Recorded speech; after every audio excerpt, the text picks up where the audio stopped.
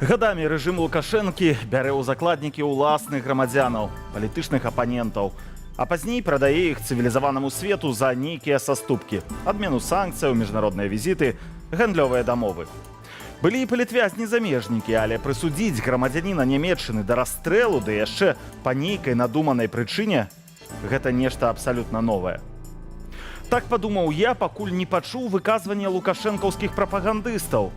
А давайте гэтага немца памяняем на поўную адмену санкцыяў. І тут я зразумеў, што памыліўся.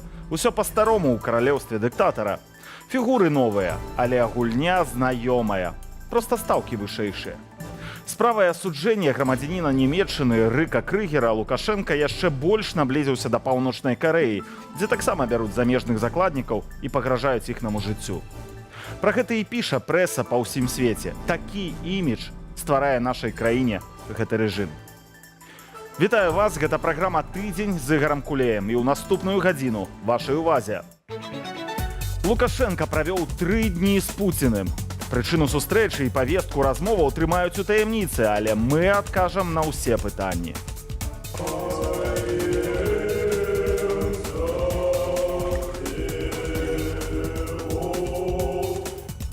Захоп улады ці ўсё ж такі рэформа? Што адбываецца ў палку Каліноўскага? Выслухалі ўсе бакі, сабралі найбольш поўную карціну. Я веду сапраўдных боевых командиров, а не тех, кто там заседает в киевских котлах и качать мою право командиров, и будем разбираться, кто здесь и как.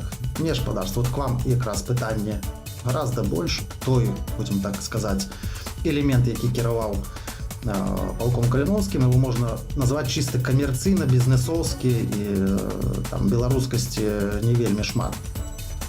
Беларускія ўрокі. У Венесуэле апазіцыя перамагае на прэзідэнцкіх выбарах, але дзейны кіраўнік краіны так проста аддаць уладу не гатовы. Мадура прадстаўляе сябе і невялікую групу людзей, якія хочуць застацца ва ўладзе, працягваць красці, рабаваць нацыянальныя рэсурсы, разбураць эканоміку. Ён не прадстаўляе народ.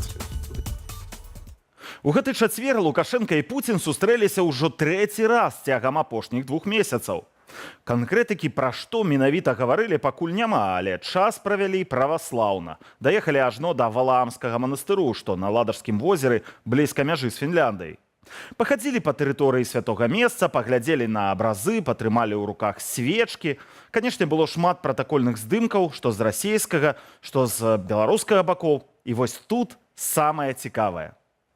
У праграме «Тыдзень» мы ўжо паказвалі, як беларуская прапаганда рэтушуе фотаздымкі і відэа з дыктатарам, як яны старанна выбіраюць ракурсы, як выразаюць кавалкі, дзе нямоглы ўжо Лукашенка кульгае або ў яго трасецца галава.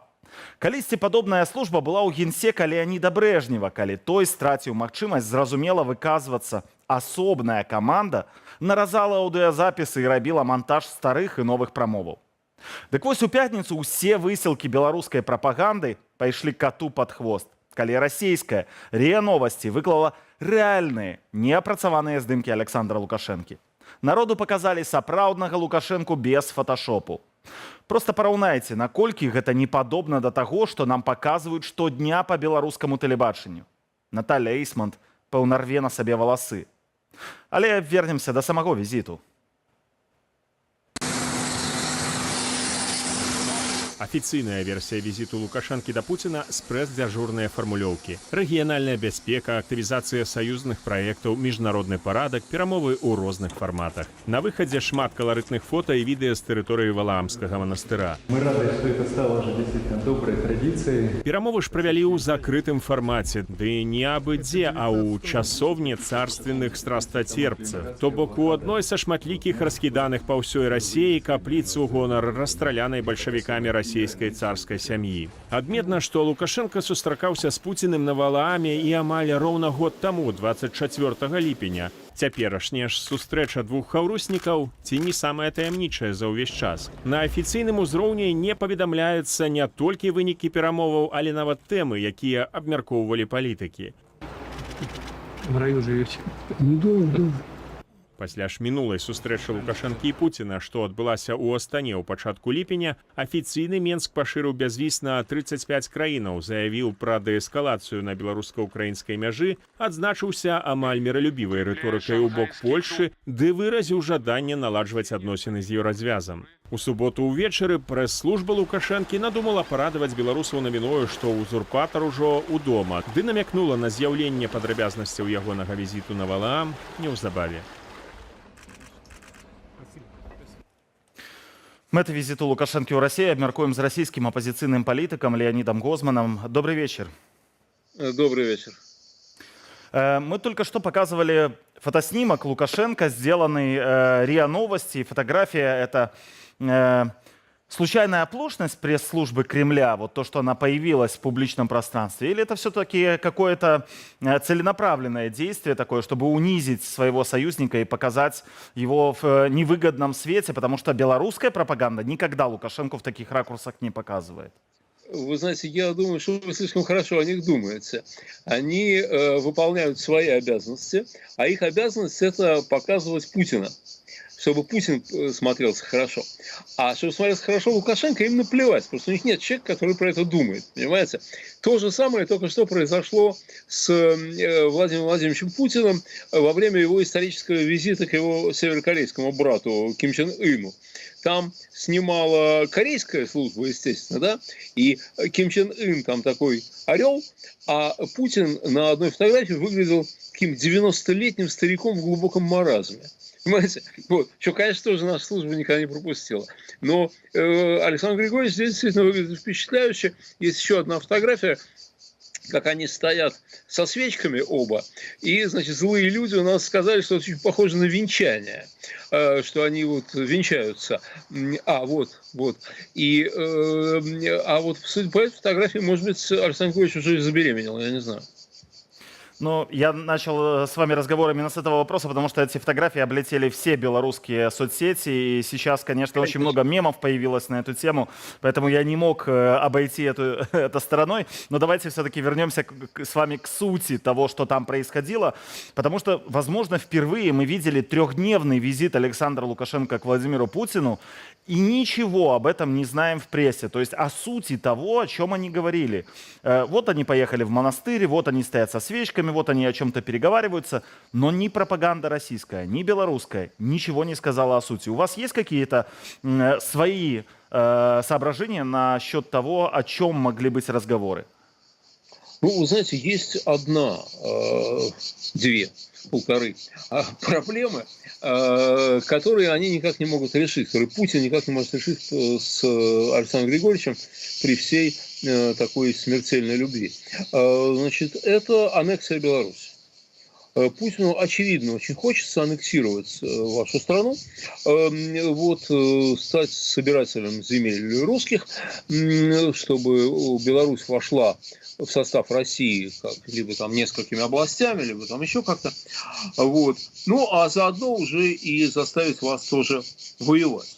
У него это никак не получается. И Александр Григорьевич, надо отдать ему должное, отбивается совершенно фантастически. Как ему это удается, я не понимаю, это вызывает меня восхищение. Потому что, с одной стороны, понятно, что Александр Григорьевич 2 недель без поддержки Путина не проживет. У вас там его подвесят за ноги, как Муссолини. А с другой стороны, он как-то вот так вот раз и ускользает постоянно. И судя по тому, что они никому не говорят, о чем они там общались, может быть, они обсуждали вот именно эти вопросы. Что Владимир Владимирович как-то его пытался заставить согласиться на аннексию или, как минимум, заставить его согласиться на участие, полномасштабное участие вашей страны в войне.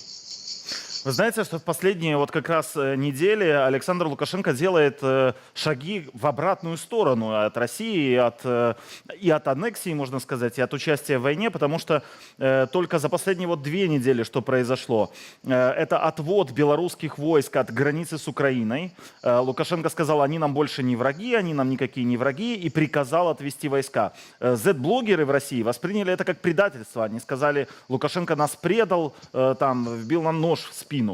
Вторая вещь, которая тоже произошла, которая явно Кремлю не понравилась, это возвращение безвизового режима с западными странами. 35 стран, в том числе европейских и Соединенные Штаты, граждане этих стран снова могут ездить в Беларусь без визы. С учетом того, что между Беларусью и Россией нет границы, это как бы в моменте войны такой вот сомнительный шаг. Во время войны, наоборот, границы закрывают, чтобы шпионы не прокрались. Да? А тут вот Александр Лукашенко открывает границы. Как вы думаете, как это Владимир Путин воспринял? Вот такие вот два шага. Я думаю, что очень плохо, и были еще такие совершенно не столь важные, как те, о которых вы говорите, но символические шаги, которые предпринял Лукашенко. Ну, например, мне говорили, что в компании Белавиа впервые стали делаться объявления на белорусском, а иногда и не делаются объявления на русском. Вот. То есть, как бы он снова начал, ваш этот вождь, значит, он начал играть на идее, что вот он единственный защитник белорусской независимости. Ну вот как-то вот ему это удается. И я думаю, что да, вы правы, вот эти два акта, особенно, конечно, отвод войск, это, конечно, должно было Путина просто взбесить до предела, ну и им есть о чем поговорить. Раньше пресс-службы Кремля и пресс-службы Лукашенко не говорили о том, что происходит там вот в кулуарах, когда нечего было сказать, когда были какие-то напряжения между двумя политиками, и не было по сути о чем сказать. Есть еще одна теория, я у вас спрошу, мне интересно, как в России, как и российские пресса, и независимая, и пропагандистская видит тоже этот момент. Ведь Александра Лукашенко ждут выборы президентские, возможно, его ждут, потому что в 25-м максимально году, в следующем, надо провести президентскую кампанию. В 2020 году Лукашенко пообещал всем публично, что он не пойдет, он не будет баллотироваться еще раз на эти выборы. А сейчас ситуацию надо как-то решать. Как вы думаете, во-первых, поддержит ли его Путин во всей этой ситуации? А второе, это не приехал ли Александр Лукашенко представить Владимиру Путину свою программу на выборы в следующем году? Либо он, если пойдет, и заручится поддержкой, либо представить какого-то своего протеже, которого он будет продвигать. Вы знаете, ну, во-первых, то, что он там слово давал, это, вы же понимаете, человек, он своему слову хозяин, он хочет дает, хочет берет обратно, так же, как и наш. Понимаете, верить их словам, конечно, нельзя ни в коем случае. Но я думаю, что Путину скорее, при том, что Лукашенко вызывает у него раздражение, неприязнь, он его очень не любит, он его, в общем, очень плохо к нему относится на самом деле. Вот, причем давно, всегда очень плохо к нему относился. Ну, как, собственно, и вся российская элита к нему очень плохо относится. Так вот, несмотря на это, я думаю, что Путину выгоден именно Лукашенко, а не кто-либо другой. Если, конечно, Лукашенко не будет совсем уж заигрываться в независимость. Потому что, понимаете, любой другой, который у вас сядет на трон, он должен будет выстраивать новые отношения с элитами, с генералами, с губернаторами, с бандитами, с олигархами вашими там, ну и так далее, да? С Западом. И к чему это приведет, никто и никогда не знает. Никто этого не знает. А Путину сейчас настолько завяз в Украине, что ему лишние хлопоты, лишние беспокойства на самом деле не нужны. Поэтому мне кажется, что он сочтет, что сохранение Александра Григорьевича у власти – это меньше из зол. И только, если он, конечно, сможет его немножко приструнить, чтобы Александр Григорьевич там, ладно, пусть Белаве объявляют, что хотят, но чтобы все-таки войска-то были там, где Путину надо. Как вы думаете, это даже Путин ставит на Лукашенко даже с учетом того, что у Лукашенко со здоровьем, как мы знаем, слухи доходят не совсем хорошо, да и в принципе, это видно по нему, он уже устал от этого всего. Даже с учетом этого Путин все равно ставит на него, вы считаете? Нет, я считаю, что Путин боится любых изменений, понимаете? Если у него есть кто-то, кто с его точки зрения будет надежным правителем Беларуси, то может он и на него поставить. Но хотя, конечно, самое хорошее для Путина решение, о котором он давно мечтает, это аннексия страны. Просто аннексия, да? Вот. И это позволит ему немножко компенсировать неудачу в Украине, потому что Украину он тоже хотел аннексировать. Он же прямо сказал, что воссоединение Украины и России неизбежно. То есть поглощение России и Украины неизбежно, с его точки зрения. Да? Но оказалось, что это как-то очень тяжело. И он рассчитывает, надеется, конечно, аннексировать Беларусь, чтобы хоть чего-то добиться. Другое дело, что он, конечно, не понимает, что сопротивление у вас будет очень жестким этому делу. Но они же не уважают народ, понимаете? Они не уважают народ Украины и народ Беларуси, они тоже не уважают, естественно. Они не думают, что кто-то может сопротивляться. Они вообще не понимают, что в какие-то исторические моменты, такие переломные, именно народ обладает субъектностью. Не там группа олигархов или там, губернаторов или еще кого-то, а именно народ. Но они этого не понимают. Они презирают любой народ, в том числе свой. Путин, разумеется, он презирает российский народ совершенно искренне. Вот. Ваш народ он тоже презирает. Если презираешь свой, то чужой тем более не будешь уважать. Спасибо вам большое, Леонид Яковлевич, за ваше мнение, за ваш комментарий. Леонид Гозман, российский оппозиционный политик, был моим гостем. Магчыма, нас чакае яшчэ адзін этап вызвалення палітвязняў. На гэта намякнуў на гэтым тыдні так званы старшыня Верхоўнага суда Беларусі Валянцін Сукала. Зноў з'яўляюцца навіны, што палітычным зняволеным настойліва прапануюць пісаць прашэнне аб памілаванні на імя Лукашэнкі. Ды вось толькі тым, хто і так амаль адседзеў свой тэрмін. Адначасова колькасць новых палітвязняў значна перавышае колькасць вызваленых праз так званую літасць рэжыму. Владзіслаў Корсак працягне. Уважаемый Александр Григорович, цалкам усведомляю свою вину за удел у беспарадках.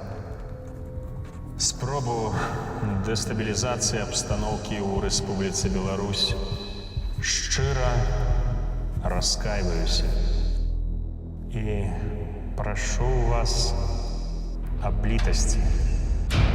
Цяжка нават уявіць, якіх унутраных пакутаў каштуюць несправядліва зняволенаму гэтыя радкі. А менавіта так можа пачынацца тэкст прашэння аб памілаванні на імя Лукашэнкі. Паводле крыніцы Радыё Свабода палітзняволеным, тэрміны якіх блізкія да фіналу, актыўна прапануюць напісаць такія лісты. Гэта таксама ідзе такая мэтанакіраванае катаванне людзей, таму што калі чалавек знаходзіцца ў калоніі, яму застаецца месяц да выхаду, а чалавек лічыць кожны дзень. І яму проста кажуць, альбо ты падпісваеш мілаванне, альбо ў цябе будзе 411 артыкул. Тут выбару немає, тут трэба падпісваць. Да рэчы, я падтрымліваю Светлану Георгіевну Ціхановскую, тым выпадку, што калі вы апынуліся ў палоне, вам трэба знайсці любыя шляхі, каб вы адтуль выйшлі. Варта, аднак, памятаць, што напісанне такога ліста не дае палітзняволенаму ніякіх гарантыяў. Згаданы артыкул 411 – гэта зацятае непадпарадкаванне патрабаванням адміністрацыі папраўчай установы. Рэжым масава выкарыстоўвае яго пасля 2020 года як дадатковы сродак ціску. Паводле 411, напрыклад, вядуць новую крымінальную справу супраць Паліны Шарэнты-Панасюк, якая мелася выйсці на волю сёлета ў траўні. Пасля падпісання вам могуць лёгка прышыць новае злачынства. Як мы ўсе бачым, 411 частка крымінальнага кодекса ад года до 2. Уже 30 альбо 40 таких палітвязняў, якія маглі ўжо быць на свабодзе, яны атрымалі гэты срок. Активистка радикально-экстремистского и националистического толка, широко известна в оппозиционных кругах своей убежденностью и бескомпромиссностью. На прыкладзе спадарыні Паліны відаць, што і вымушанае здыманне ў фільмах лукашэнкаўскай прапаганды таксама не дае гарантыяў вызвалення. Рэжым жадаюць паказаць, што тыя, хто выступае супраць іх, чакае толькі зневажання і ганьба. Таксама гэта спосаб ціснуць на людзей, якія яшчэ не трапілі пад арышт, прымушаючы іх задумацца аб наступствах сваёй нязгоды з рэжымам. Нязгодаю сёння можа стаць нават дапамога зняволенаму сваяку.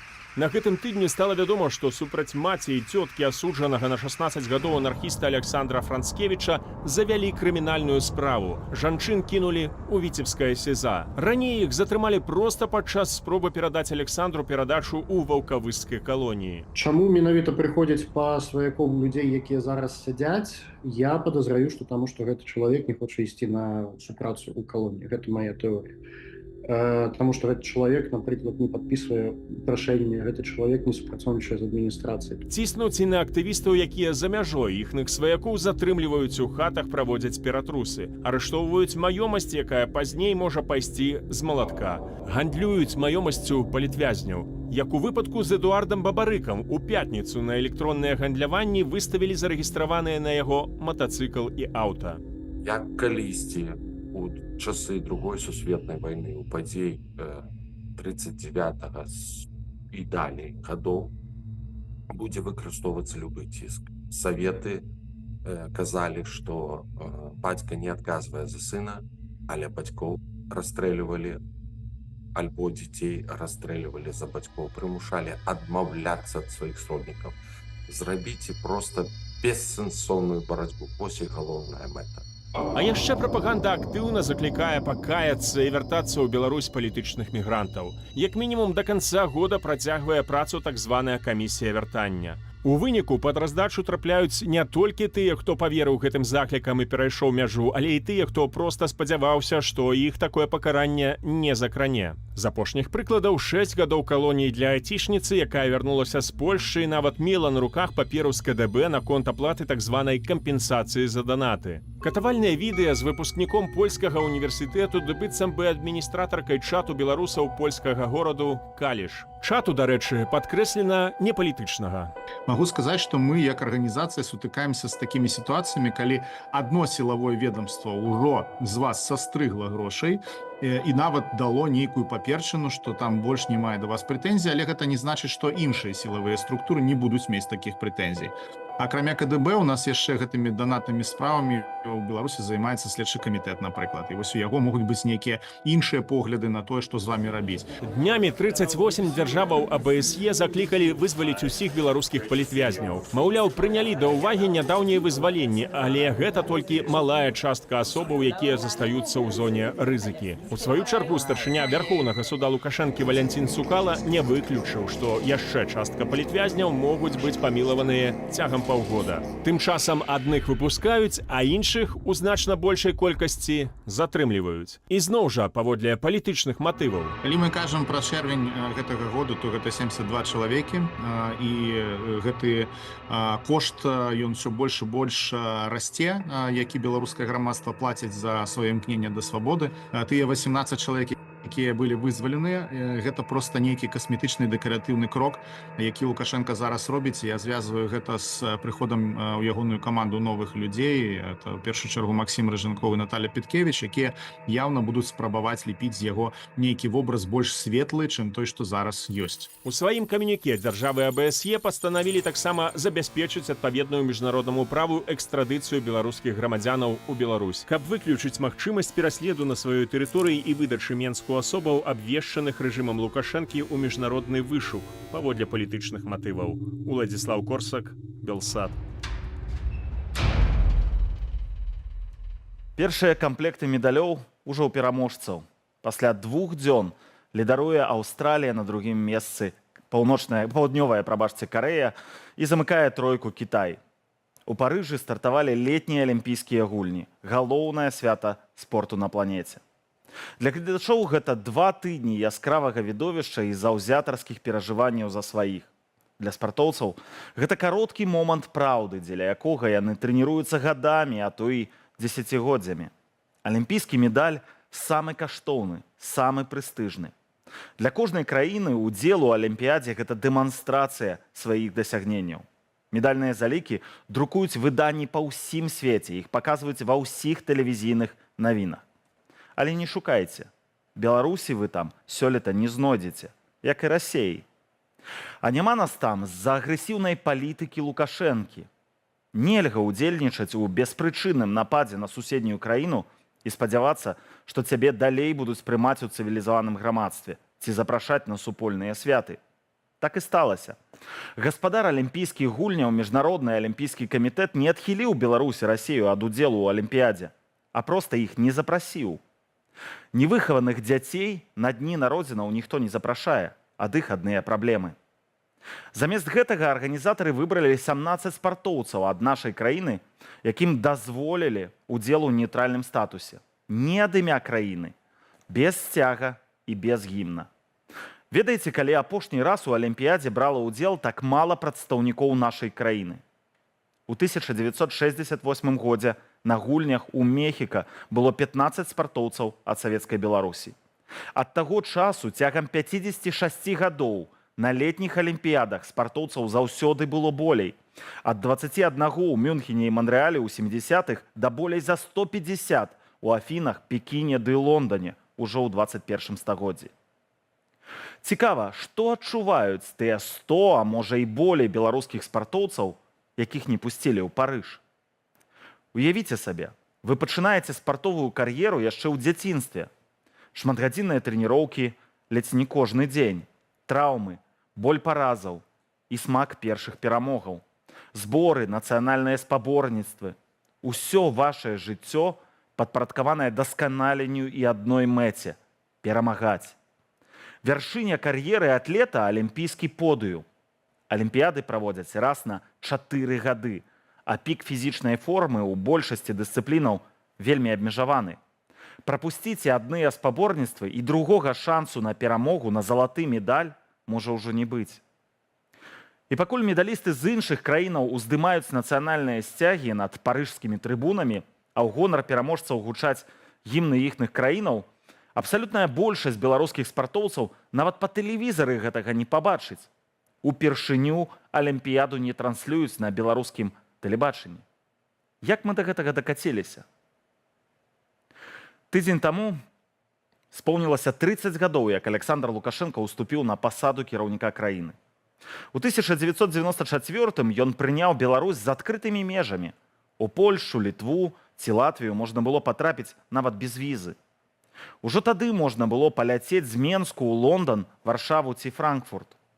У 96-м 144 нашыя спартоўцы бралі ўдзел у алімпіядзе ў Злучаных Штатах Амерыкі, і мы глядзелі на гэтыя спаборніцтвы і ганарыліся кожным з 15 медалёў.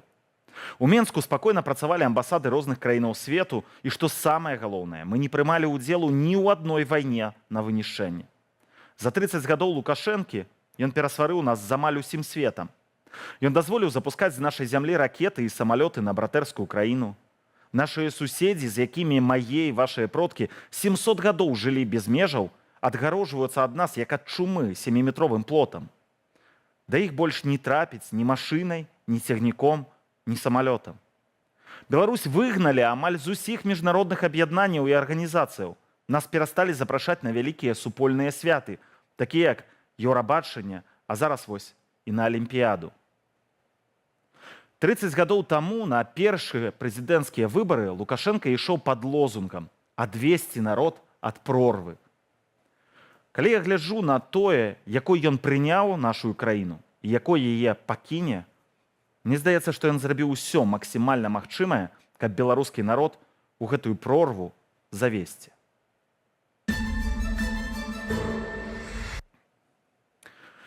І пераносімся ва ўкраіну, бо міністр замежных справаў гэтай краіны Дмытро Кулеба сустрэўся са сваім кітайскім калегам Ван І.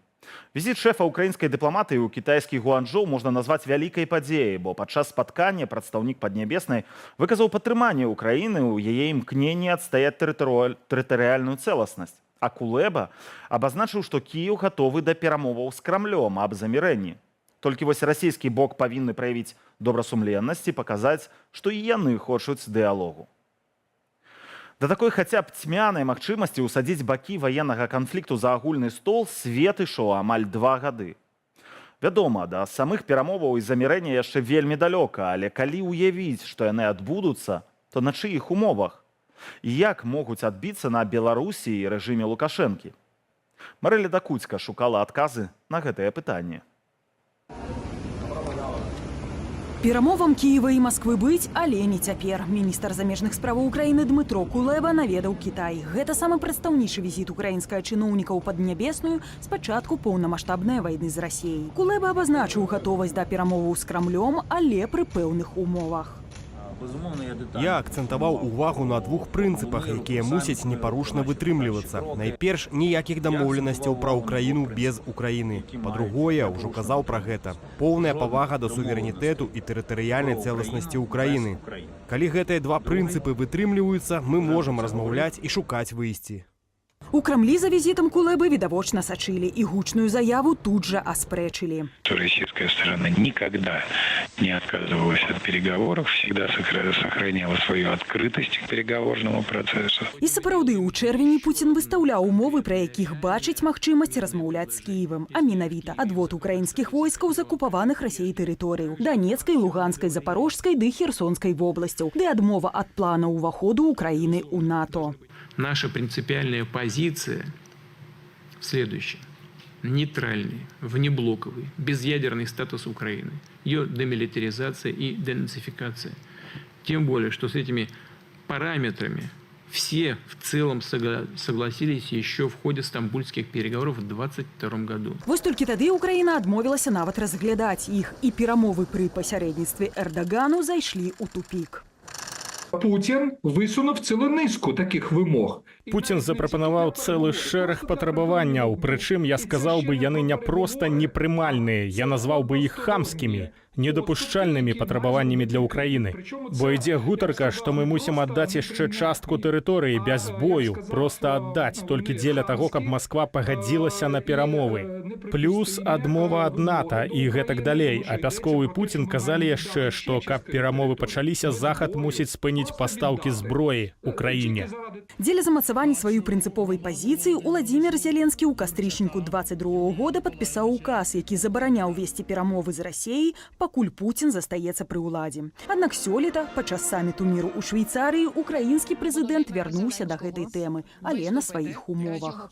Ніхто не мае права весці вайну супраць свайго суседа і падрываць адзін з асноўных прынцыпаў статуту ААН – тэрытарыяльнай цэласнасці дзяржавы. Ніхто не мае права пагражаць свету ядравай зброяй. Ніхто не мае права падрываць харчовую, энергетычную або якую іншую мірную бяспеку таго рэгіёну. Ніхто не мае права выкрадаць дзяцей нашых краінаў. Ніхто не мае права недаацэньваць мір. Гэткія прынцыпы падтрымалі ўсе ўдзельнікі саміту, больш як 90 краінаў. Слава Україні! Героям слава! Яны ж леглі ў аснову мірнага плану, што меліся запрапанаваць Расіі як умову для дыялогу, да якога змушае сярод іншага цяжкая сітуацыя на фронце. Расійцы працягваюць ціснуць на Данеччыне. І хоць заходнія краіны не спыняюць падтрыманне Украіны, але зацягванне вайны паступова вычэрпвае рэсурсы партнёраў. Україні політично потрібно. Україні політично трэба для Заходу паказваць гатовасць да перамоваў, што Украіна ніяк не закрытая для гэтага. Што не, Украіна гатовая абмяркоўваць розныя варыянты, а гэта Расія не хоча. Расія ж у сваю чаргу хоча маніпуляваць, што гэта Украіна не хоча. Такая незменная гульня доўжыцца ўжо працяглы час, і насамрэч пакуль не відаць, што заўтра могуць адбыцца нейкія адпаведныя размовы, бо Расія нарошчвае ціск на фронце. І відавочна, што яна плануе найбліжэйшым часам яго працягваць.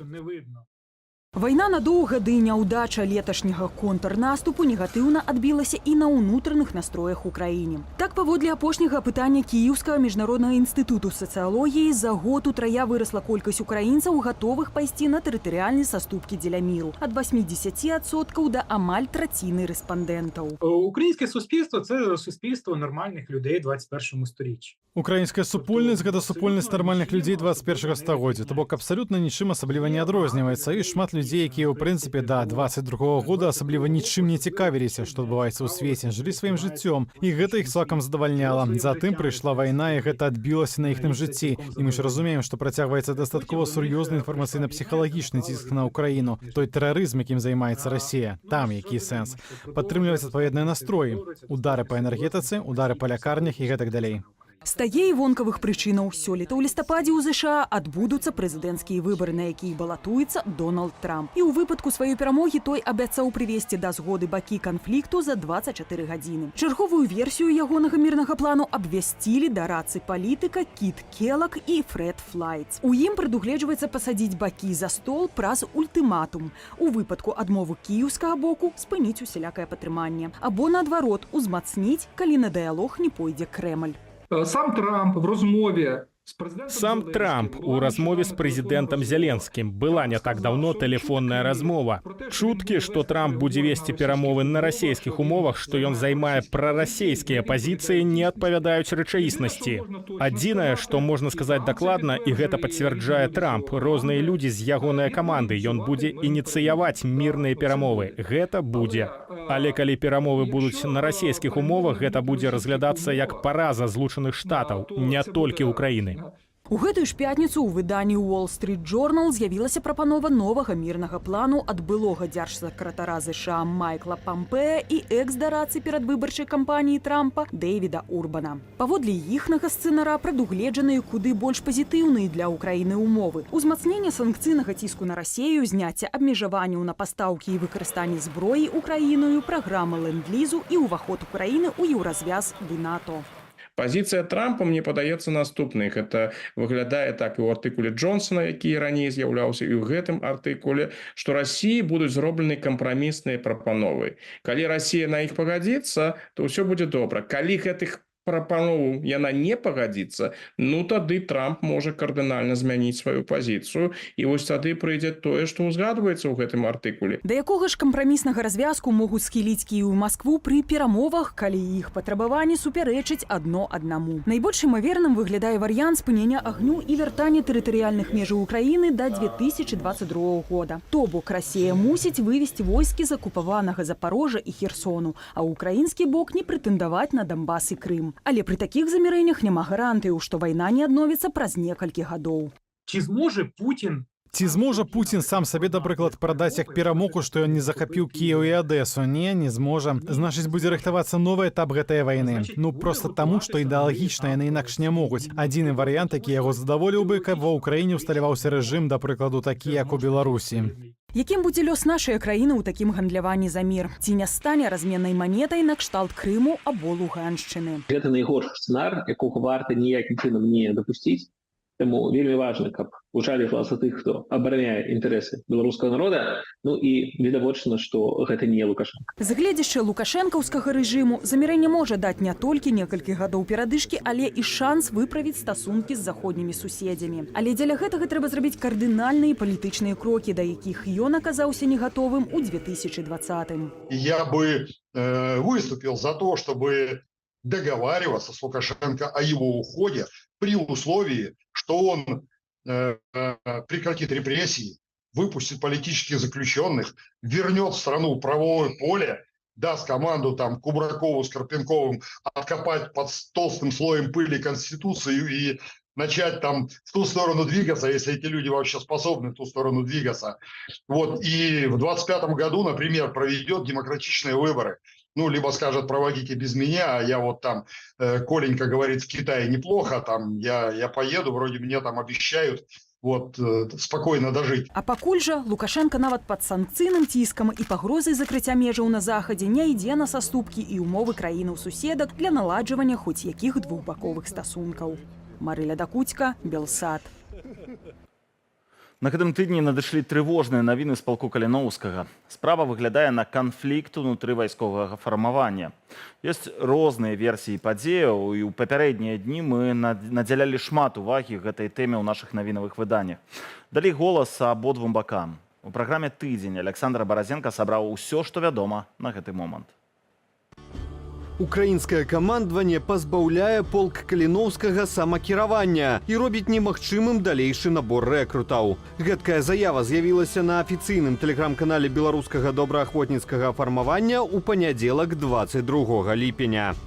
Знішчаюць працоўную сістэму, збудаваную за большым 2 гады, і пазбавілі магчымасці паўнавартаснага набору рэкрутаў. Апроч гэтага, вайсковая частка патрабуе прэс-службы аддаць доступ да сацыяльных сетак палка. Так як сацыяльныя сеткі палка належаць усёй беларускай нацыі, то лічым іх перадачу грамадзянам іншай краіны немагчымай. Асобна аўтары паведамлення прыгадалі прызначэнне на пасаду выканальніка абавязкаў камандзіра палка Паўла дзядзькі Шурмея. Маўляў, пагадзіўшыся на змены, ініцыяваныя галоўным управленнем выведкі Украіны і камандаваннем нацыянальнага легіёну, Шурмей згубіў давер з боку баявых камандзіраў. У палку Каліноўскага даўно назрэлі рэформы, і у красавіку гэтага года мы нарэшце іх пачалі. Яны, па-першае, датычылись кіравання палка Кастуся Каліноўскага, празрыстасці, праваздачнасці, фінансавай, валанцёрскай дапамогі нашага беларускага грамадства, рэкруцінга, медыйнай працы і, галоўнае, палепшання эфектыўнасці баяздатнасці нашага падроздзела.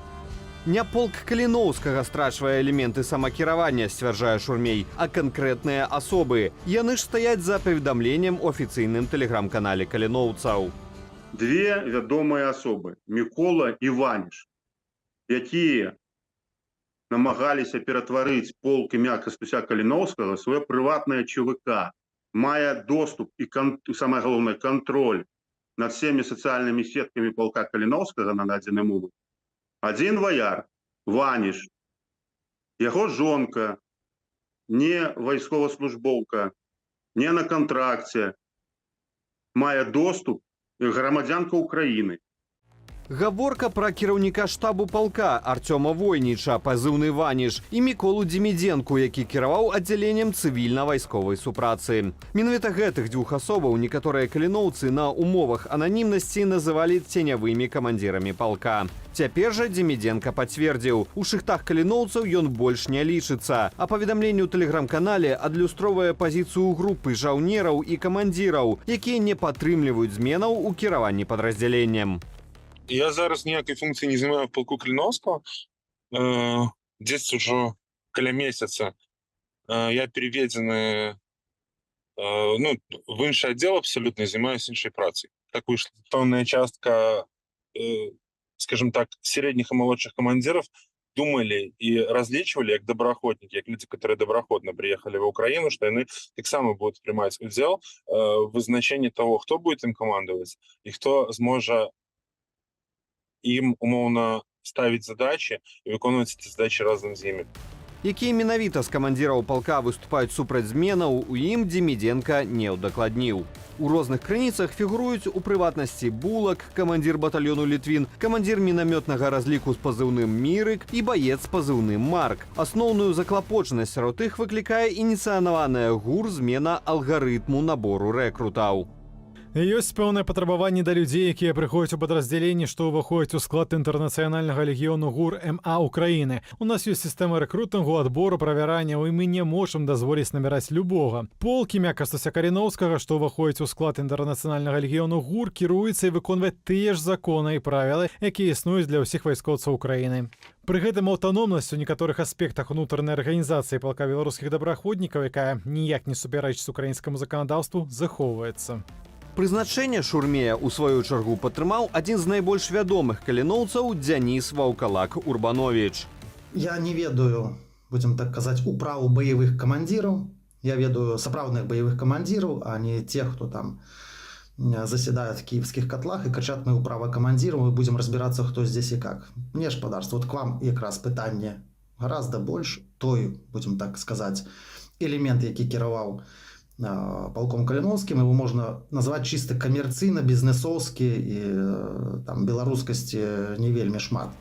Выказвае давер Шурмею і цяпер ужо былы камандзір каліноўцаў Дзяніс Кіт Прохараў. Сам ён разам з намеснікам камандзіра Вадзімам Кабанчуком заснаваў грамадскі рух «Каліноўцы». Калі гэтыя хлопцы і дзяўчаты, якія ў чымсьці не згодны, падзяляюць все ж таки місію нашу асноўную, яны умоўно там подписываются под правилами и кодексом полка Калиновского, то яны таксама полк Калиновского, и это наши побратимы. До речі, я до большасці людей я так і ставлю. Абсолютно нормально. Ну, коли у них некое інше бачення, то это їх вибор. Але я кажу, в межах військової частки української не змінилось абсолютно нічого. Там скільки було жаўнераў беларусаў, столькі і засталося. Адною са сваіх задачаў новы грамадскі рух бачыць узмацненне супрацы з беларускімі дэмакратычнымі сіламі, каардынацыйнай радай, офісам Святланы Ціханаўскай і аб'яднаным пераходным кабінетам.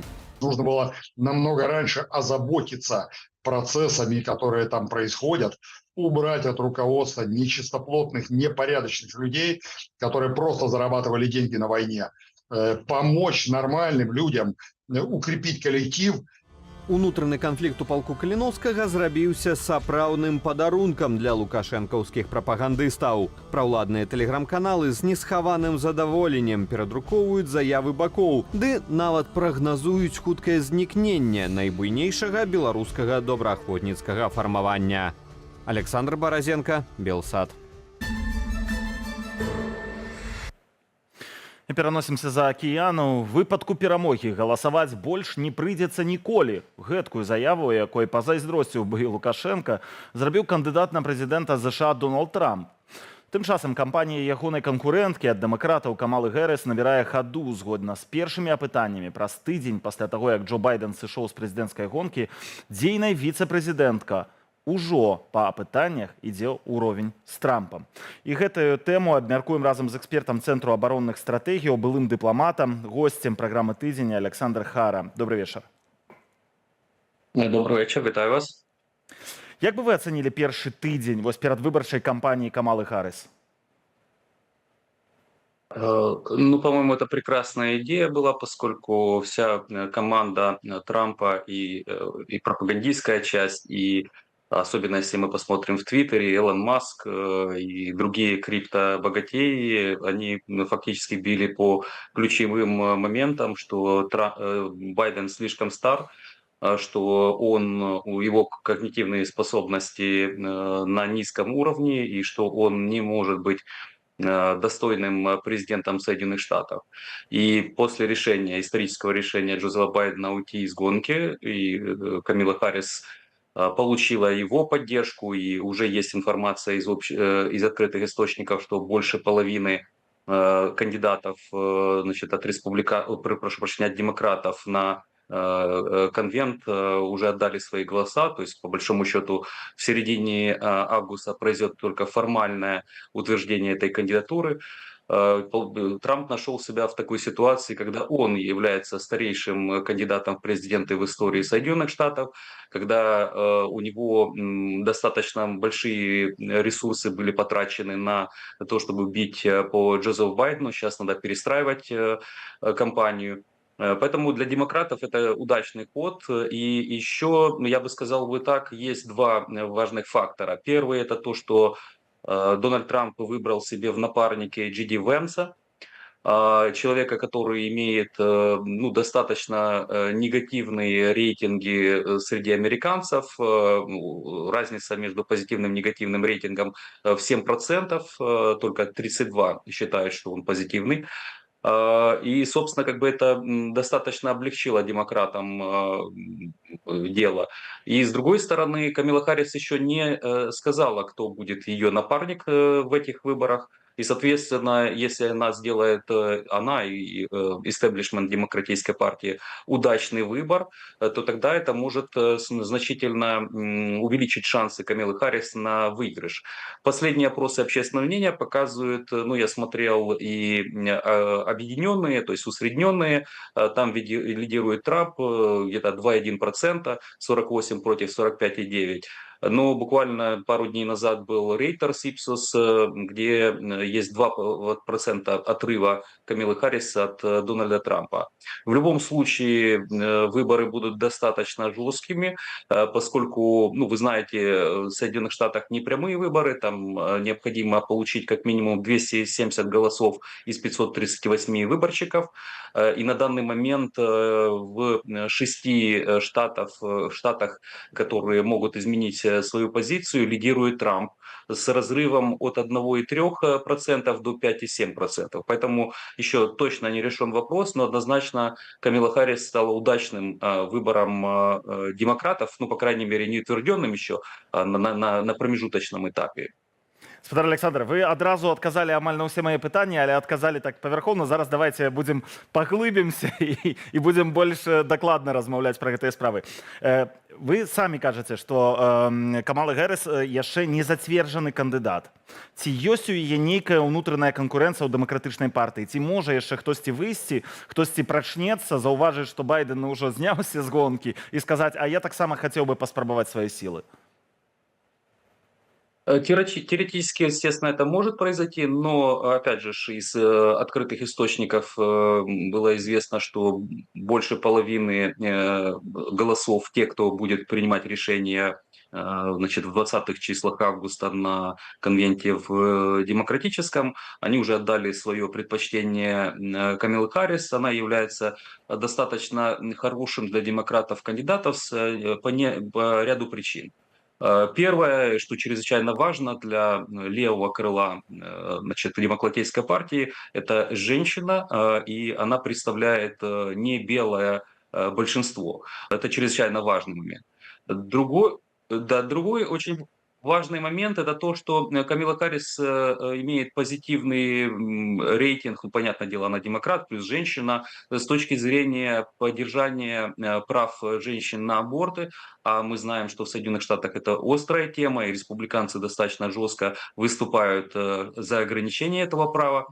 Естественно, что она тут будет перетягивать на свою сторону женщин. Также демографические изменения, я имею в виду то, что, скажем так, консерваторами обычно являются люди такого, скажем так, возраста серьезного, и за последние несколько лет я видел статистику, приблизительно 12 миллионов американцев умерло от старости, зато порядка 16 миллионов добавилось молодых голосов. Но, естественно, для молодых чрезвычайно важны вопросы и экологии, и равенства, и, скажем так, доступности экономических benefits, то есть, как это можно сказать по-русски, скажем так, возможностей экономических. Вот, поэтому, скажем так, она прекрасный кандидат от демократов, и, честно говоря, сложно себе представить, что кто-то будет, скажем так, разделять демократов перед угрозой Трампа и трампизма. Это чрезвычайно важный момент. У вас как раз-таки в подводке было о том, что Трамп сказал, что надо проголосовать один раз и потом не нужно голосовать. Самое главное, что беспокоит и ужасает демократов, то есть, собственно, независимых, это проект 2025, когда будут изменены те основания, на которых Соединенные Штаты, скажем так, были построены и функционировали. Это прежде всего профессиональная государственная служба. Трамп собирается ее политизировать. Есть большие списки лоялистов Трампа, которые будут назначены и которые будут отвечать перед ним, а не перед Конституцией американским народом. Я уже не говорю о том, что собираются делать в экономическом плане, давать больше преференций большому бизнесу, будут меньше социальных программ реализовываться и так далее и тому подобное. Поэтому есть мобилизация демократического электората, и, соответственно, я думаю, что вряд ли они захотят разделить каким-то образом голоса. Осталось не так много времени до 5 ноября, когда придется голосовать. Соответственно, я думаю, что они просто выстроятся за Камилой Харрис. Але Злучаныя Штаты Амерыкі гэта старая дэмакратыя з вельмі вялікай традыцыяй таго, што ёсць змяняемасць улады.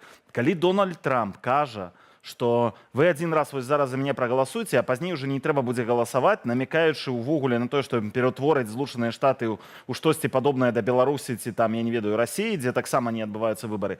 Як да гэтага ставяцца амерыканцы? Мне здаецца, што ў іх у грамадстве вельмі важны гэты пасыл. Вось нашы айцы-заснавальнікі, так, яны напісалі вось так і бачылі нашу будучыню менавіта так, што у нас будзе змяняемасць улады.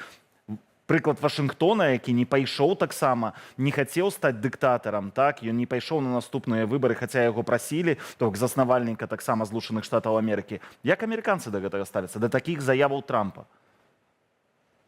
Ну, вы знаете, первое, самое главное, что Трамп не является проблемой, он является симптомом глубоких политических, культурных и экономических проблем в Соединенных Штатах.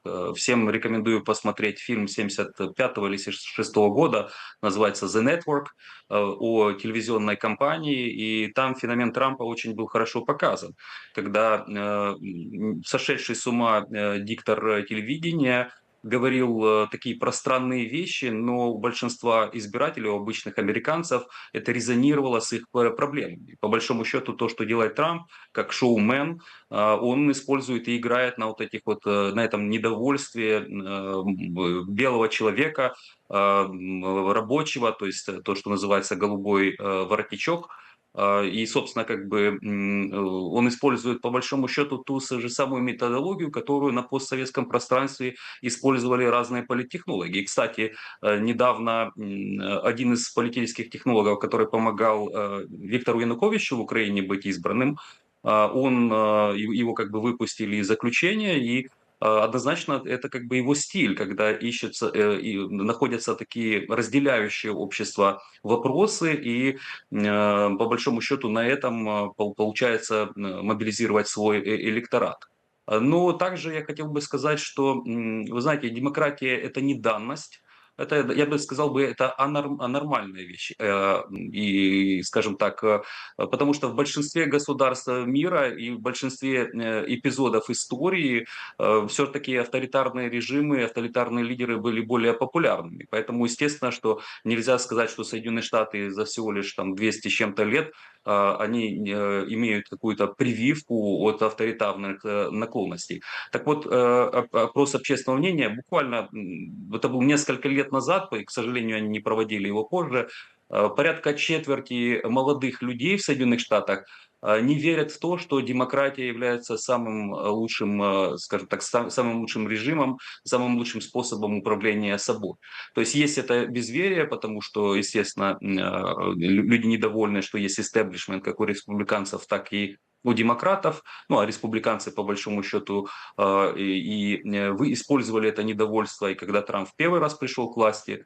Вот поэтому есть основания для того, чтобы нам беспокоиться, и американцам беспокоиться, что будут в окружении Трампа, и самое главное его такое, скажем, ядро его сторонников будут закрывать глаза на возможные авторитарные тенденции и в его риторике, и в действиях. А давайте вспомним, что он не хотел отдавать власть. Прабачце, калі ласка, я мушу вас спыніць. Дзякую вам вялікі за гэты каментар. Вельмі цікава было пачуць ваше меркаванне і тое, што вы распавядалі і пра серыял. Думаю, нашы гледачы звярнуць увагу. На жаль, у нас скончыўся час. Вялікі вам дзякуй і добрага вам вечара. За гэты каментар гэта быў Александр Хара, эксперт Цэнтру абаронных стратэгіяў і былы дыпламат з Украіны. Ну што ж, а мы застаемся яшчэ ў далёкім замежжы. У Венесуэле сёння можа быць лёсавызначальны дзень. Людзі, якіх палітыка Николяса Мадуры давяла да рысы беднасці, абіраюць новага прэзідэнта. Менавіта новага, а не старога.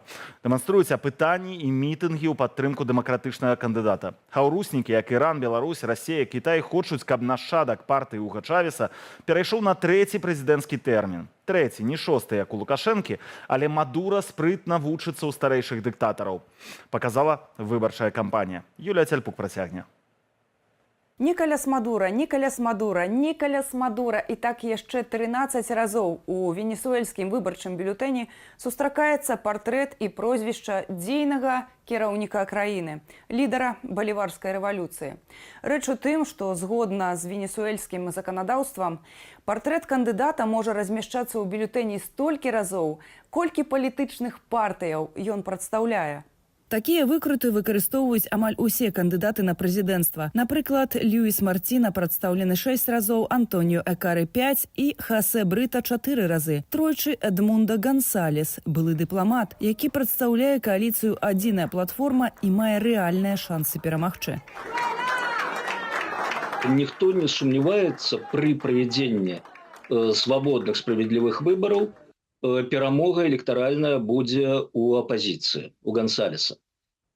А Мадуро, у свою чергу, сказал, что мы не можем проиграть, бо это будет для Венесуэлы громадянская война со шматликими фракциями, что это придут до улады фашисты. Вось зноўку знаёмая нам рыторыка.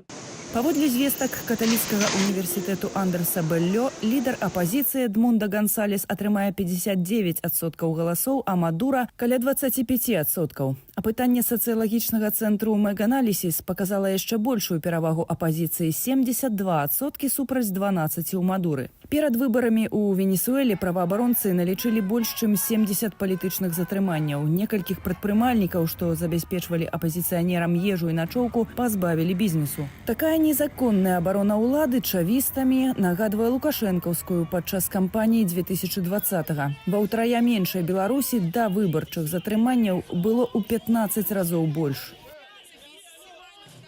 Мадуро пошел на выборы, и так же, как и Лукашенко, будучи абсолютно уверенным в том, что они власть удержать сумеют, что у них есть рычаги контроля над тем, кто как считает и кто как объявляет выборы. Мадуро, так же, как и Лукашенко, они заблаговременно пытались изолировать какие-то основные фигуры протестов, не допустить до выборов основного кандидата. У Беларусі асноўнымі кандыдатамі былі актывіст Сергей Ціхановскі і банкір Віктор Бабарыка, што дагэтуль знаходзяцца за кратамі. Прыхільнікі перамен у выніку галасавалі за Святлану Ціхановскую. У венесуэльскай кампаніі лідаравала апазіцыянерка Марына Карына Мачада, якую Мадура зняў з выбарчай гонкі. Мачада заклікала людзей галасаваць за Эдмунда Гансалеса і суправаджала яго падчас мітынгаў. Але ці пабачым праўдзівыя вынікі выбарчага змагання? Мадура прадстаўляе сябе і невялікую групу людзей, якія хочуць застацца ва ўладзе, працягваць красці, рабаваць нацыянальныя рэсурсы, разбураць эканоміку. Ён не прадстаўляе народ. Наперадзе выбары, якія не будуць сумленныя або свабодныя, але розніца ў галасах будзе настолькі істотнай, што немагчыма будзе схаваць тое цунамі пераменаў, якое праявіць сябе 28 ліпеня. Натовские войска ляскают гусеницами у наших ворот. Рэжым Лукашэнкі 4 гады таму аказаўся не гатовы да масавых пратэстаў. У адрозненне ад яго, у 2018 годзе Нікаляс Мадура ўжо выпускаў уладу з рук, цяпер падрыхтаваў 400-тысячнае войска.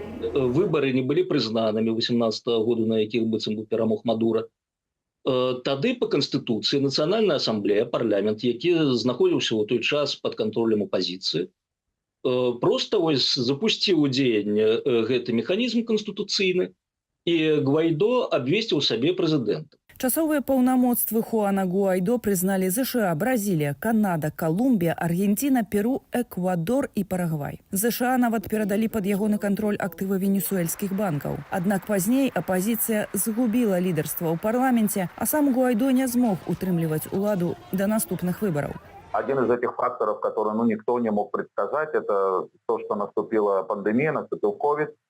Другой фактор связан с тем, что усилилось влияние авторитарных режимов по всему миру, в первую очередь России, Китая, которые оказали поддержку как раз Мадуро. Дзякуючы крэдытаванню Москвы і Пекіна, Мадуры ўдалося супакоіць гіперінфляцыю, якая цягам 4 гадоў сягнула шасцізначнай лічбы – 130 тысяч адсоткаў. Цяпер кошты растуць з хуткасцю 50 адсоткаў у гадавым вымярэнні. Гэтак выглядае побыт сталічнага настаўніка. Сціплая кватэра і амаль пустыя кухонныя паліцы і лядоўня. Ты больш не можаш пайсці ў супермаркет, нават не можаш сказаць, што ідзеш набыць ежу. Ты проста даеш грошы на сыр, яйкі, алей.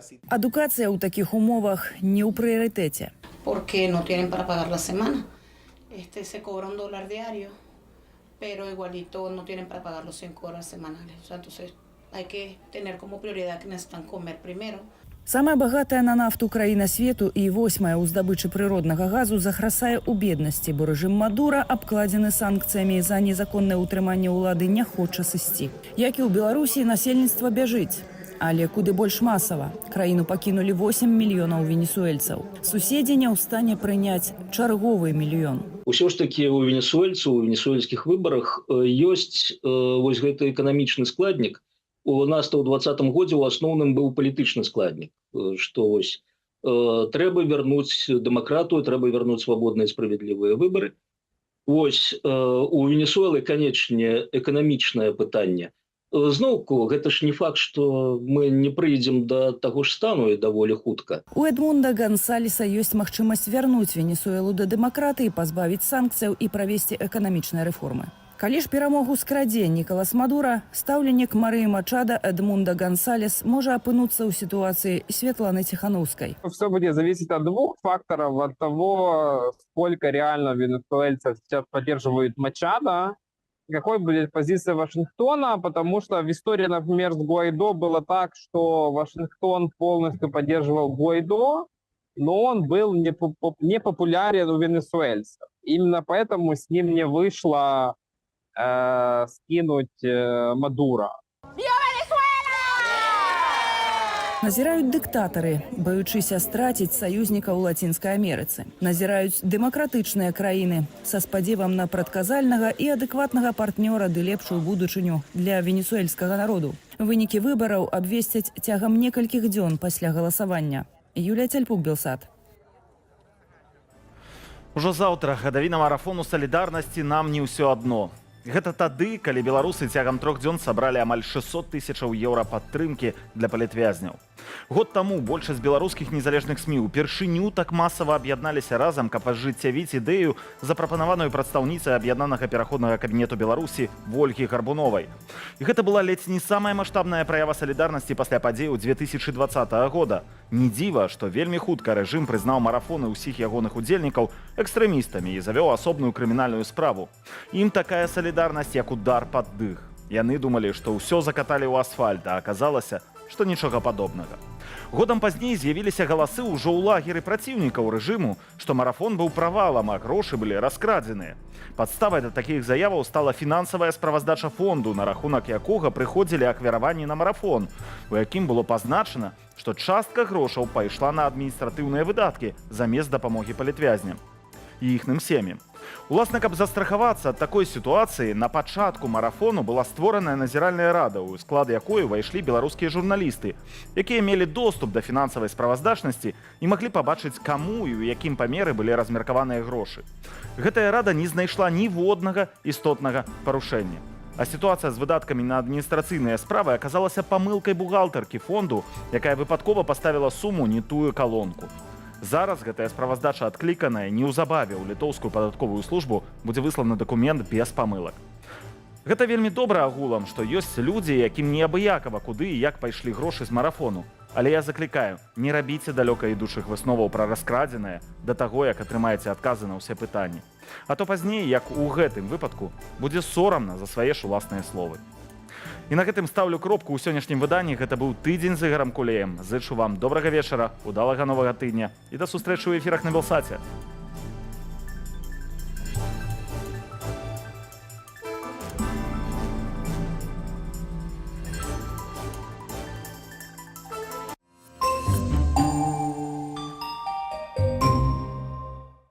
Сярэдзіна 30-х гадоў. Нямецчына перамагае беспрацоўе і эканамічны крызіс. Немцы шчаслівыя, яны пачынаюць жыць лепей. Масы бачаць, колькі іх